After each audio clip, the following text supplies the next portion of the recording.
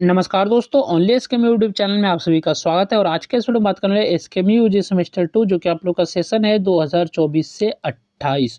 तो आज के इस वीडियो में लोग कवर करने वाले इंग्लिश एमडीसी सब्जेक्ट को, जिसमें हम लोग जो सबसे पहले बात करेंगे प्रीवियस ईयर क्वेश्चन के बारे में बात करेंगे। और ये जो क्वेश्चन है, ये क्वेश्चन का आंसर यानी कि प्रीवियस ईयर क्वेश्चन का ही सॉल्यूशन है, जो कि ये प्रीवियस ईयर क्वेश्चन था एसकेएम यूजी सेमेस्टर 3 सेशन 22 से 26, यानी कि सेमेस्टर 3 जो कि सेशन था 22 से 26, उसमें ये पूछा हुआ क्वेश्चन, तो उसी का आंसर है।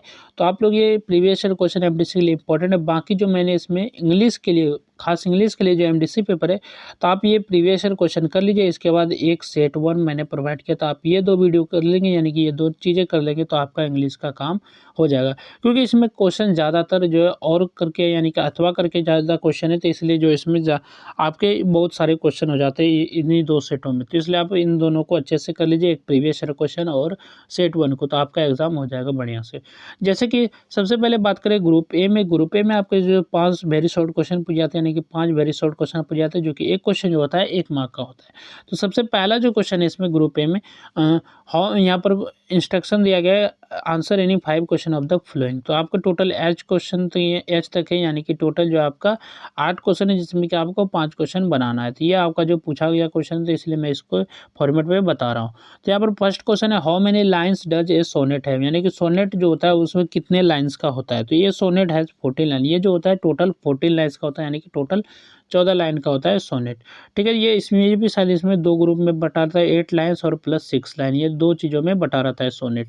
8 लाइन में पहले रहता है, फिर 6 लाइन में, टोटल जो होता है 14 लाइन्स का होता है।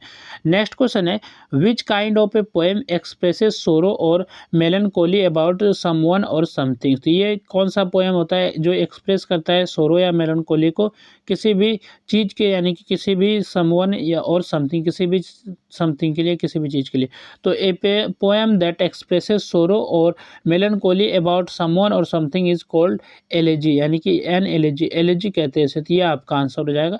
इसके बाद नेक्स्ट क्वेश्चन है, question number C, on his blindness is written by. ये जो ऑन हिज ब्लाइंडनेस, ये किसके द्वारा लिखा गया, ये किसने लिखा है। तो ये जो आंसर है आपका जॉन मिल्टन। तो on his blindness is written bye John Milton, तो जॉन मिल्टन के द्वारा ये लिखा गया है ऑन हिज ब्लाइंडनेस। नेक्स्ट आपका जो क्वेश्चन है, in Pride and Prejudice what is the name of the Bennet state. Bennet state का क्या नाम है, जो कि आपका लिखा गया स्टोरी है, जो कि प्राइड एंड प्रीजुडाइस जो है आपका। तो in Pride and Prejudice the name of the Bennet state is Longbourn. तो लॉन्ग्स बॉन्ड आपका नेम है बेनेट स्टेट का, तो ये आपका आंसर हो जाएगा लॉन्ग्स बॉन्ड। नेक्स्ट क्वेश्चन है, when was Pride and Prejudice published, यानी कि ये कब पब्लिश किया गया था, प्राइड एंड प्रीजुडाइस। तो Pride and Prejudice was published in 1813, यानी कि 1813 में से पब्लिश किया गया था। ये आपका आंसर हो जाएगा। नेक्स्ट क्वेश्चन है, what name does Rosalind assume for her disguised self. Rosalind assume क्या करते हैं, तो Rosalind assume the name Ganymede for her disguised self. तो कौन सा नेम यूज करती है, तो एज्यूम करती है तो गैनीमेड, तो गैनीमेड आपका आंसर होगा। नेक्स्ट क्वेश्चन है, how many acts are there in as you like it. तो एज यू लाइक इट है, तो इसमें जो कितने एक्ट्स दिए गए, तो as you like it has 5 acts. Total जो आपके 5 एक्ट्स है, कितने एक्ट्स है, तो 5 एक्ट्स है।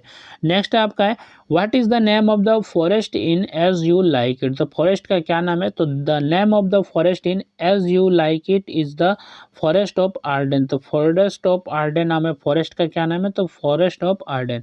इसके बाद यहाँ से जो आपका शॉर्ट क्वेश्चन है, और यहाँ पर साफ इसमें इंस्ट्रक्शन में दिया गया है कि आपको आंसर कितने वर्ड में देना है, तो 250 वर्ड में, यानी कि 250 शब्दों में आपको आंसर देना है। तो यहाँ पर पहला जो क्वेश्चन था, what are the different elements of drama. Drama के कौन कौन से डिफरेंट एलिमेंट होते हैं, तो यहाँ पर इसका आंसर दिया गया, तो मैं चाहता हूँ इसको पढ़ भी सकता हूँ। तो drama is a form of literature that is written to be performed on the stage, यानी कि ड्रामा जो होता है एक प्रकार लिटरेचर का एक फॉर्म होता है, जो कि किसी भी स्टेज पे परफॉर्म करने के लिए लिखा जाता है। It presents human life through action, ये प्रेजेंट करता है ह्यूमन लाइफ यानी कि मानवीय जीवन को प्रेजेंट करता है, दर्शाता है, जिसमें एक्शन होते हैं, dialogues and performance. To make a drama effective and meaningful certain basic elements are necessary. जब भी आप जो ड्रामा को इफेक्टिव और मीनिंगफुल बनाना चाहेंगे, तो उसमें कुछ बेसिक एलिमेंट होंगे जो कि नेसेसरी होते हैं, यानी कि जो जरूरी होते हैं। तो this element work together to create interest, emotion and understanding in the minds of the audience. तो ये जो एलिमेंट होते हैं ये साथ में सब को जुड़ा जाता है, जिसमें कि ये क्रिएट करता है, इंटरेस्ट बनाता है, इमोशन बनाता है और अंडरस्टैंडिंग करता है किसी भी पॉइंट जिस पे आप ड्रामा करें, तो ये जो है ऑडियंस के माइंड को जो है समझने के लिए। नेक्स्ट जो आपका है the first important element of drama is plot. तो पहला जो आपका एलिमेंट है वो है plot. Plot refers to the sequence of the events in a play. तो प्लॉट क्या है, तो प्लॉट जो है सीक्वेंस प्ले करता है, सीक्वेंस इवेंट है जो भी आप ड्रामा कर रहे हैं, ये आपका प्लॉट होता है। It includes the beginning, development, climax and ending of the story. A well constructed plot keep us the audience engaged and helps in the clear development of the theme. इसके बाद देखिए सेकेंड एलिमेंट क्या है, तो the second element is the character. Characters are the person who take part in the action of the drama. तो character वो part होता है जो एक्शन कर रहा होता है ड्रामा में, तो ये भी आपका इंपॉर्टेंट एलिमेंट है। तो दे मे बी मेजर और minor characters through their actions, thoughts and dialogues the story moves forward. Strong and realistic characters make a drama likely and lively and believably. तो इसमें जो होते हैं मेजर कैरेक्टर्स भी होते हैं और माइनर कैरेक्टर्स भी होते हैं। माइनर कैरेक्टर्स हुआ जो कि आपकी साइड कैरेक्टर होता है और मेजर वर्क जो है आपका मेन कैरेक्टर है। इसके बाद थर्ड एलिमेंट भी आपका है, the third element is dialogue. Dialogue भी आपका इंपॉर्टेंट है ड्रामा में। तो dialogue means the conversation between characters, यानी कि जो दो कैरेक्टर के बीच जो कन्वर्सेशन होता है तो उसे हम लोग डायलॉग्स कहते हैं। It is a man medium through which the story is presented. ये जो है मुख्य मीडियम होता है, मैन माध्यम होता है जो कि स्टोरी को प्रेजेंट करने का। Dialogue reveal the characters feeling. ये डायलॉग जो रिवील करता है कैरेक्टर के फीलिंग को, थॉट्स को और यानी और रिलेशनशिप को, यानी कि एंड रिलेशन से, and helps in the development of the plot. और जो है ये मदद करता है प्लॉट को डेवलपमेंट करने में। Another element is theme. अगर दूसरा जो एलिमेंट है आपका थीम है, यानी कि अदर जो है अन्य एलिमेंट है आपका। Theme is the central idea और मैसेज ऑफ ड्रामा। जो कि ये थीम जो होता है वो सेंट्रल आइडिया होता है या फिर मैसेज होता है किसी भी ड्रामा का। It may deal with love, hatred, ambition, jealousy, power और social problem. The theme gives purpose and meaning to the play. इसके बाद आपका setting is also an important element. Setting भी आपका इंपॉर्टेंट एलिमेंट होता है। It refers to the time, place and social background in which the action take place. Setting helps the audience to understand the situation of the drama clearly. Next आपका conflict है। Conflict is the heart of drama. ये जो आपका heart है conflict. It में B internal और external. Conflicts create tension and interest and leads the action forward towards the climax. Finally spectral includes stage decoration, costumes, music and lighting. It adds visual appeal and enhance the dramatic effect. ये आप all these elements together make a drama complete and effective। ये सभी जो element थी ये आपको drama को जो कंप्लीट और इफेक्टिव बनाता है।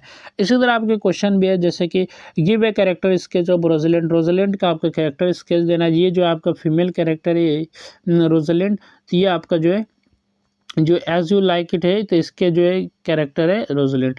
इसके बाद नेक्स्ट क्वेश्चन है, मैं क्वेश्चन को मैं ज़्यादातर देख लेता हूँ मैं। नेक्स्ट जो क्वेश्चन है, what is a sonnet. Sonnet क्या है, mention its different types with example. Sonnet क्या है, इसके डिफरेंट टाइप को आपको एग्जांपल के साथ बताना है। इसके बाद नेक्स्ट क्वेश्चन जो आपसे नेक्स्ट क्वेश्चन है, discuss Tennyson the representative of Victorian age. Tennyson को डिस्कस करना है, टेनीसन को as the representative of Victorian. ये आपका क्वेश्चन है। इसके बाद नेक्स्ट क्वेश्चन में क्वेश्चन को जल्दी जल्दी खत्म कर देता हूँ। Analyse the character of Elizabeth Bennet. Elizabeth Bennet के आपको कैरेक्टर को एनालाइज करना है। ये आपका शॉर्ट क्वेश्चन था जो कि टोटल आपके 5 क्वेश्चन थे, जिसमें कि आपको टोटल 2 क्वेश्चन का आंसर करना था। लेकिन ऐसा कोई जरूरी नहीं कि आपके एग्जाम में 5 क्वेश्चन है, आपके एग्जाम में हो सकता है 2 क्वेश्चन ही आए, दोनों बनाना हो, इस तरह भी क्वेश्चन आ सकते हैं। ठीक है। नेक्स्ट जो आपका ग्रुप बी और ये सभी जो आपका लॉन्ग क्वेश्चन है, यहाँ पर साफ मेंशन लिखा है answer any 4 question of the following to be answered in approx 500 words, यानी कि टोटल 500 शब्द में आपको उत्तर देना है। यहाँ पर जो सबसे पहला जो क्वेश्चन है, इसमें लॉन्ग क्वेश्चन जो क्वेश्चन नंबर 3 है, literature reflects the spirit of the age, how far do you agree with this, justify your answer giving examples. ये आपका क्वेश्चन है। यहाँ पर और में भी है, यानी कि एक्स्ट्रा में, या तो आप इसको बनाएं या फिर आप इसको बनाएं। Discuss the salient features of A novel, discuss it's different type. तो फिर नोवेल के आपके डिफरेंट टाइप को बताना है। तो इस तरह आपका क्वेश्चन नंबर 4 भी है, जिसमें कि 2-2 क्वेश्चन करके दे गए होते हैं। आपके एग्जाम में जो पूछा गया क्वेश्चन है ये। Critically appreciate the poem on his blindness.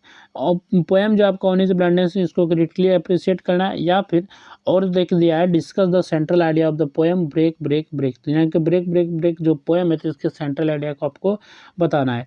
Next आपका क्वेश्चन है, क्वेश्चन जो आपका नेक्स्ट क्या है, तो क्वेश्चन ये है, question number 5, discuss as you like it as a romantic comedy और what purpose does Rosalind's disguise serve in play as you like it. तो ये क्वेश्चन 5 है। क्वेश्चन 6 है आपका, देख लेते हैं क्वेश्चन 6 क्या है। Critically analyse the central theme of the novel Pride and Prejudice और discuss Pride and Prejudice a domestic novel. तो ये आपका क्वेश्चन 6 है।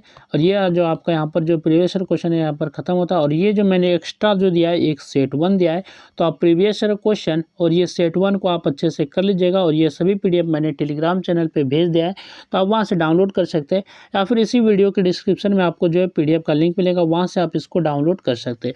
तो इसमें सबसे पहला जो वेरी शॉर्ट क्वेश्चन है, what is the typical rhymes scheme of a Shakespeare's sonnet. तो शेक्सपियरियन जो सोनेट का क्या टाइपिकल राइम होता है, तो the typical rhyme scheme of a Shakespearean sonnet is ABAB CD CD EFEFGG। ये आपका जो है राइम होता है, टाइपिकल राइम। तो इस तरह ये क्वेश्चन है, या बाकी आप इसको कर सकते हैं, टेलीग्राम चैनल में पीडीएफ भेज दिया है। तो चलिए फिर मिलते हैं नेक्स्ट वीडियो में। इस वीडियो में बस इतना है। तो आप जो है MDC पेपर इंग्लिश के लिए वीडियो तक